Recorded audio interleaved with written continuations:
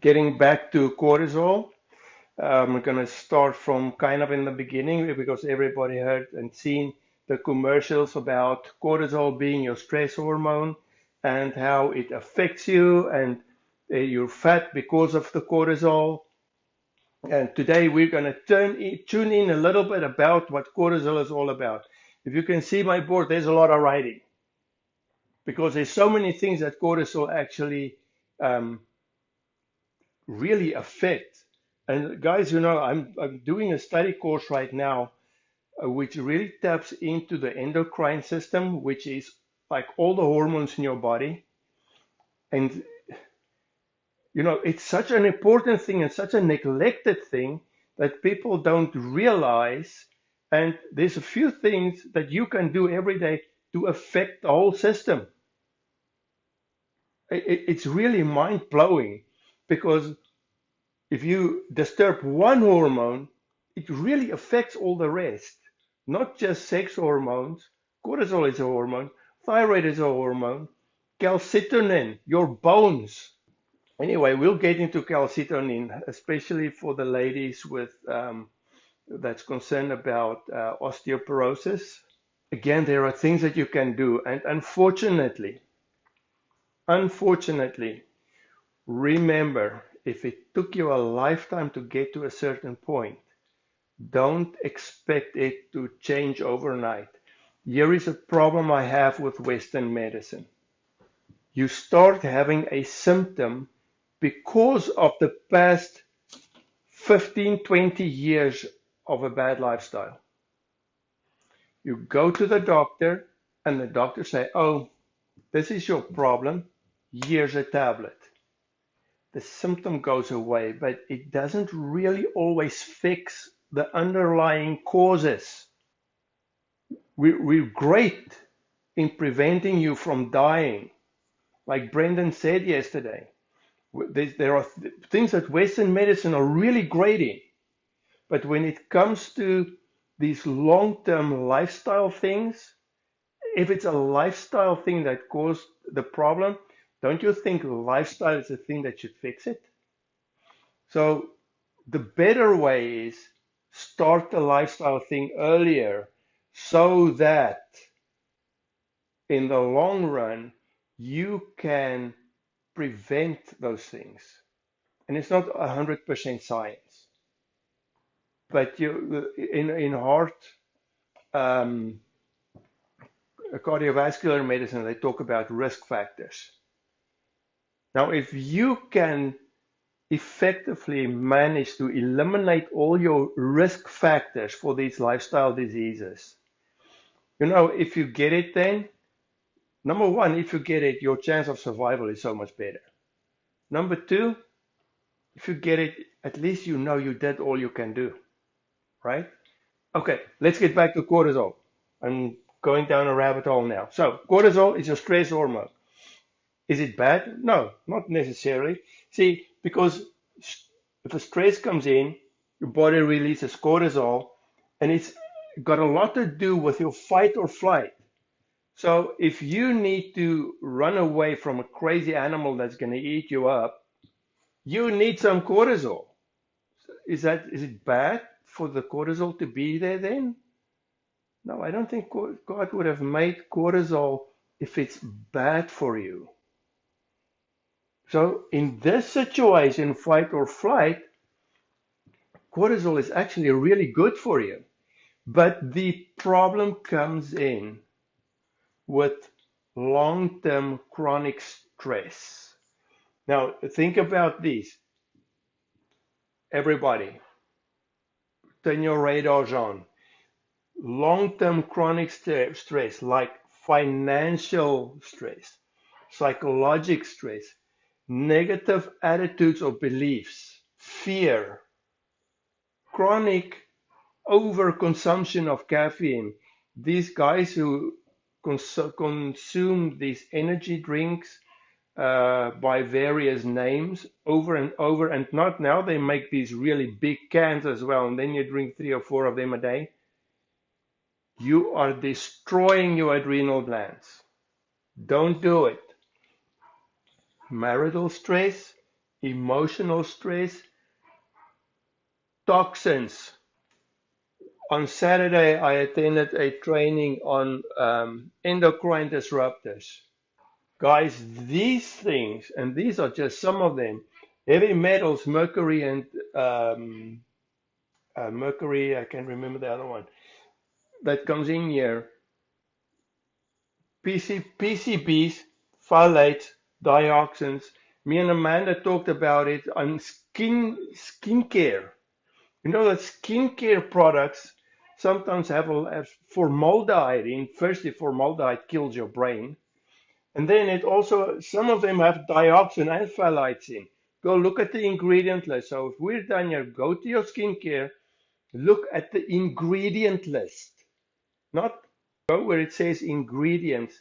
And phthalates, easy to detect. It says something phthalate. So there you go. It doesn't say, oh, this contains phthalates. They're not going to tell you that. Or this contains dioxins. It's not going to tell you that. Dioxins is very so much time in skincare as a stabilizer. And you put it on your skin. Oh yes, now you're going to look pretty. But it gets absorbed into your skin. And what does it do? It disrupts your hormones. And this training that we did was endocrine disruptors in the sense of what it does in when it as it pertains to diabetes. Guess what? Cortisol, thyroid hormone, all these other things. It's not just one hormone that it's affecting. It affects all of them. Cortisol also plays a big part in sex hormones. That you know, here's the thing. Again, chronic stress. Chronic stress. One of the I'm going to read some of the symptoms for you because the list is just so long. Oh, the list is just so long. I'm sorry. I didn't have any more space. So if you experience some of these chronic stresses, cortisol gets too high, and you're still under that stress, your body tells your brain this is not enough cortisol to handle the stress. Guess what? It tells your adrenal cortex to steal some of your other hormones, which include sex hormones, to make more cortisol. So that's where one of the signs of increased cortisol is a decreased sex drive. So, ladies, if your husband is under a lot of stress and he comes home and he doesn't want to cuddle up, not his fault. But we're going to talk. I really want anybody who has. Okay, let's go to some symptoms. Here we go: fatigue, nervousness, irritability, depression, frustration. Oh, my wife can tell you about that. There was a time. There was a time in my life. Apathy, vertigo, vertigo. How can vertigo maybe be a reason because of this chronic stress and too much cortisol in your body? People have come, especially in this time that we're in right now, they come to the pharmacy as repeatedly for vertigo medicines. Oh, I'm so dizzy. I'm dizzy every day. Why? Weakness, cravings, headaches, PMS, GI disturbances, constipation, irritable bowel, anxiety, panic, decreased memory. Well, I've had that always. LOL. Confusion, insomnia, indecisiveness, procrastination. That's an avoidance tactic. And I see that in people that I sometimes work with. They have this avoidance tactic. When the stress gets too much, it's not a mental procrastinator where they just like, I just don't feel like it right now. It's an avoidance tactic. Let me rather do something else because that is how I deal with the stress right now. Decrease self-worth, decrease spontaneity. All of these, the list goes on. So if you experience any of these, there is a chance that your cortisol might be a little bit out of whack. So what does cortisol do? too much, and remember, like insulin resistance, any type of resistance, it requires exposure and time. So if short-term stressors, not necessarily bad for you, releases some glucose into your body, get your muscles going, you're ready to go. Because cortisol actually to some, okay, there's an up and down. Cortisol releases glucose. So you have more glucose available to your muscles to run. But if you're now not running, you're sitting behind your desk because you're stressed out, glucose levels go up, what happens? Insulin gets secreted because your glucose levels are up. Okay, so what's wrong with that? Because now insulin sees, oh, all this glucose, what does it do with this glucose? It doesn't go into the muscles for energy. It goes into fat because you're not using the muscles. You're sitting behind your desk, stressing out. Oh, what am I going to do? Where's the money going to come? You know, all these things, this big, these are just a few of them. There's other things that can cause chronic stress too. So there are ways to get rid of the stress.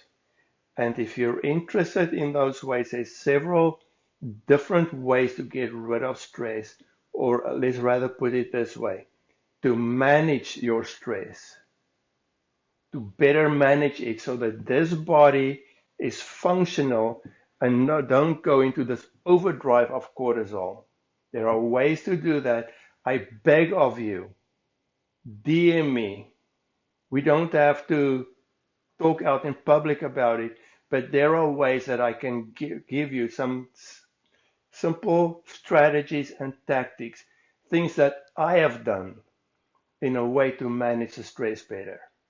So I beg of you, do DM me and ask me about those things because um, it's good for your health to manage your stress well and good for your family too.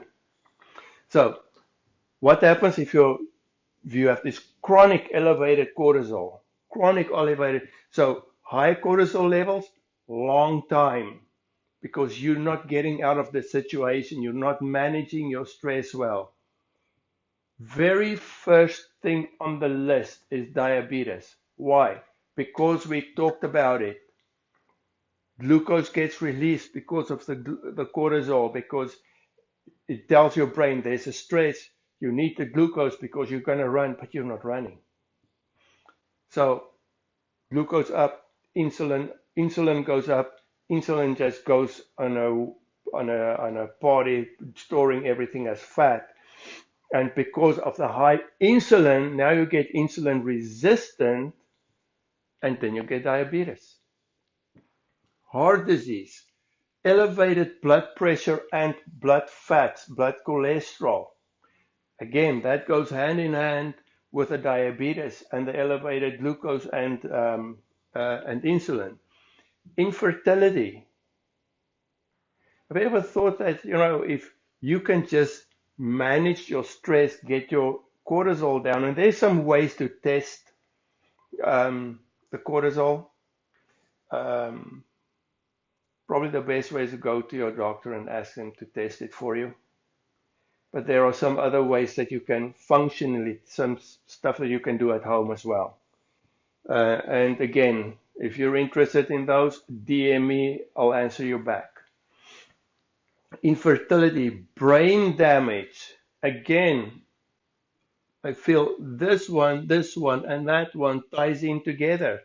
And do away infertility as well. Because what happens? Elevated cortisol, elevated glucose, elevated insulin, all of those tie in together. What do they call dementia nowadays?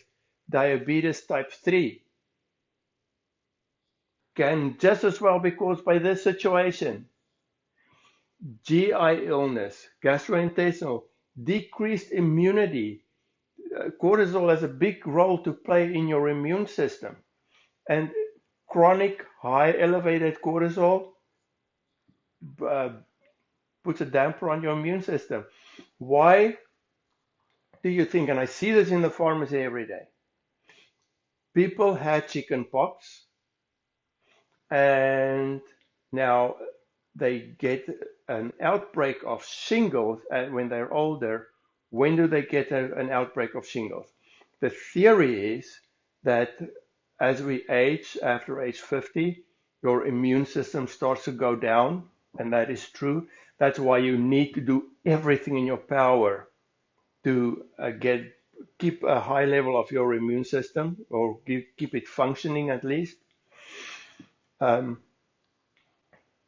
but then they will tell you, I went through the stressful time period, and now in this time that we're in, I can tell you how many antivirals we've sold to shingles patients.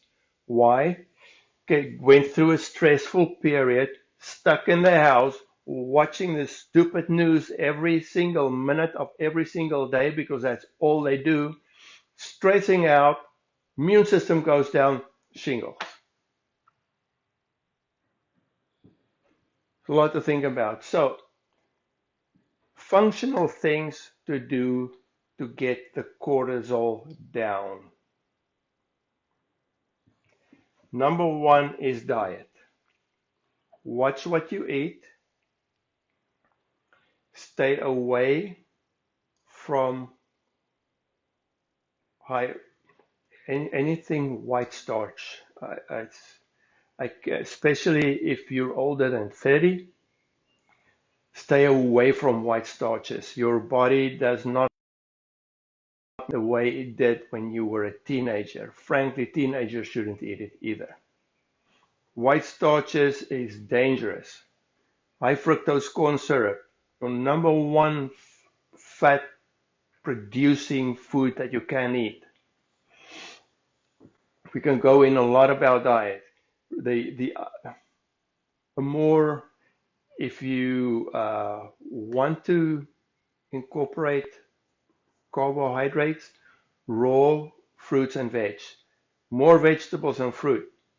Don't eat too much fruit. Fruit is good, 1 or 2 servings, I'd say. But vegetables, try to get at least between 5 and 9 servings a day.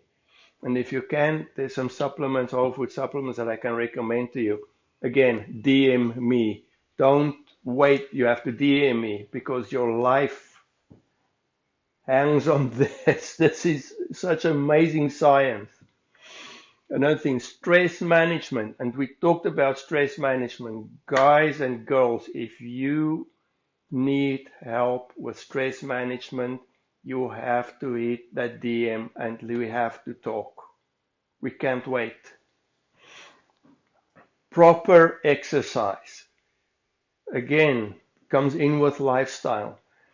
If you don't do the proper exercise, walking to your mailbox every day, it's a beginning. And again, I want to say exercise is a funny thing. You really have to start where you're at. And we can kind of talk about that too. And I actually have a real good person that can help you with that. And if you hit me up in DM, I will get you in contact with her. I think she's brilliant, absolute brilliant. Supplements. There's so many supplements that ties into this situation that frankly it will completely change your life. But guys, it's not just one thing. There is no supplement that's going to exercise on your behalf. There is no supplement that's going to eat the right foods for you every day. Ain't going to happen. A supplement is there to supplement the other things. That's why it's called in the English language a supplement. And then, of course, last resort, and I want to say last resort for a reason, hormones and meds from your doctor. Here is truly my passion, and the reason I'm standing here before you today is because my desire is not to have you on some type of drug or medicine where you have to come back to see me day after day after day. My desire and my passion is to have people which I can lock arms with and walk the road with you, and we can lead the way. So I can teach you what I know, and you can teach others, so that we can walk this way and we can actually make this world a better place. That truly, if you know me, you can talk to my wife, she'll tell you, that is my true desire. So with all that said, I thank you to listening to my bubble, to my all the talk and my pretty board.